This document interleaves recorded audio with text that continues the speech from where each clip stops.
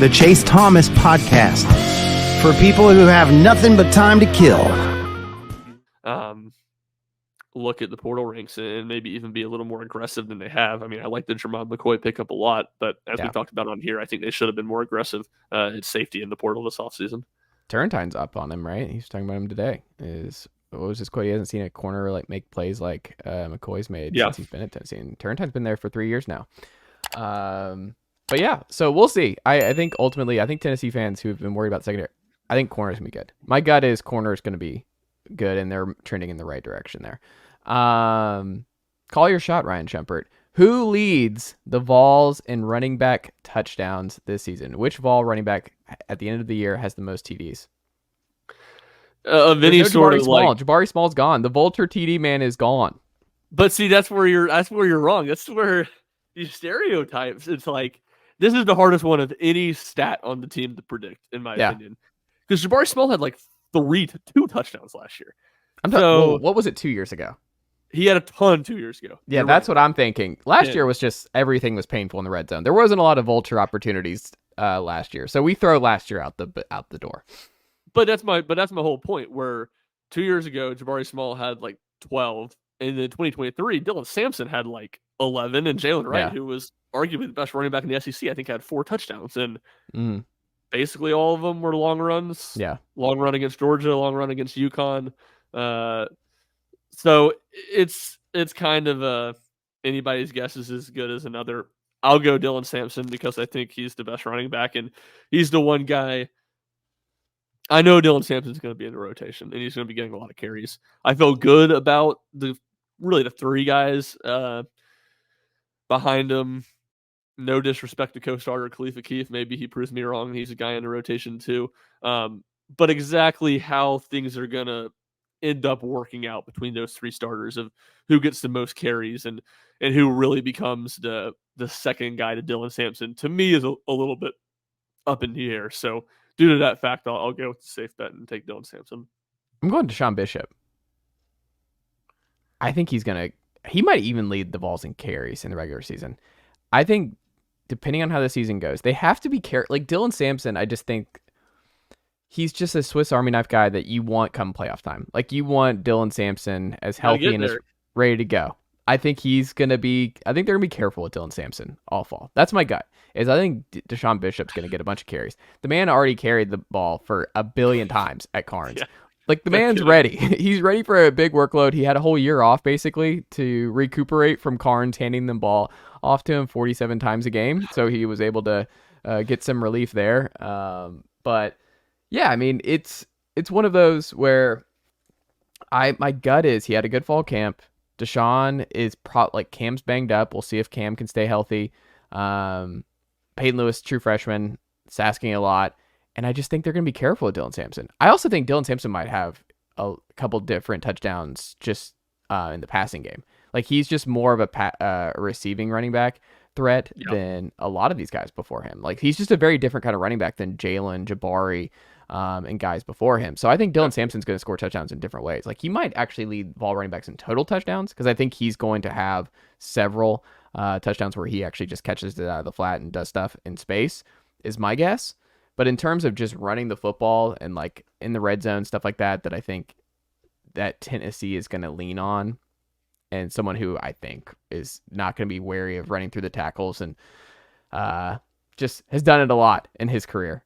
My gut is Desean Bishop. I think you're going to look at the back of the year. You're like, wow, Bishop had a lot of carries and a lot of touchdowns. And it wasn't like like he's not going to have these big runs. He's not going to just have all these iconic plays. I just think we're going to look at the end of the year and be like, wow, he actually had a lot more going on than I thought he did.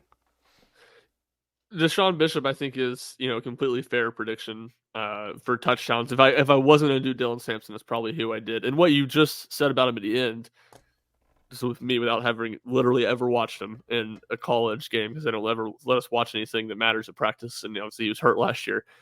But I like the way you describe that, because to me, I think he's going to be very Jabari Small-esque in that the yards that are there, he's going to get. I don't know if he's got this next gear to create a ton of huge plays, but I just think he's going to be very, very solid. So yeah, I think that's fair. I think he's a guy that could very easily end up being the second running back. I won't go as far as saying that would be my prediction, but I think it's going to be close between him and Selden. My gut tells me for sure that's the three to end up being the three in the rotation. Then if somebody gets hurt, we'll see who steps up. I don't agree with your whole they're going to play it safe with Dylan Sampson thing. Like, maybe in some ways, maybe in the ways that they played it safe with Hendon Hooker running the ball, where in a lot of games they weren't going to ask Hendon to run a bunch. And I think Dylan will play those games, but maybe it's like we're not just going to completely.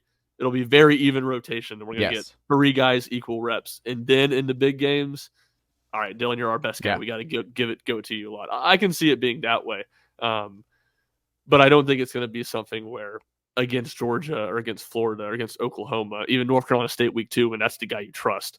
I think you're in those moments, you're still going to see Dylan Sampson. Not a workload, not a true 1990s number 1 back, but he's going to be the clear number 1 in the room.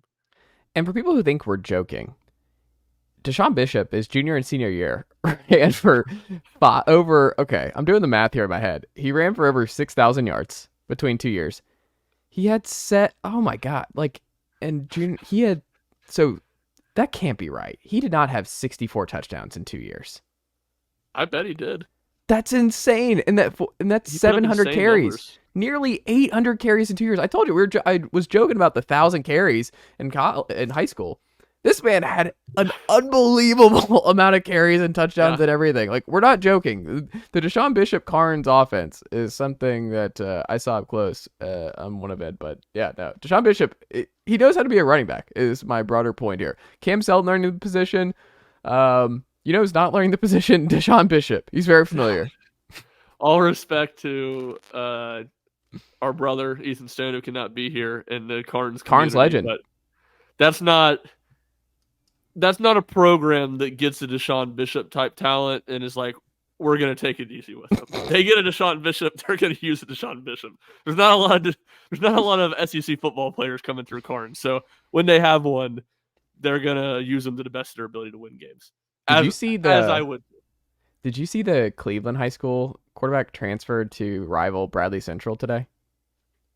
No. There was an injury to the Bradley Central quarterback, and the Cleveland quarterback who played for Cleveland this week transferred to Bradley Central. I can't comment. If I comment, big trouble. I'm gonna say really mean things about a high schooler, and I shouldn't. Don't do it. So no comment on the matter. No, but yeah, I guess they still have to determine if he's eligible. But yeah, no, he came in relief for the other Cleveland quarterback, and then he had a good showing, and now Bradley Central's quarterback got hurt, and he's transferring this week. So that's what I saw today in the Chattanooga Times Free Press. Nicely done, nephew. The Chase Thomas Podcast. Hell yeah.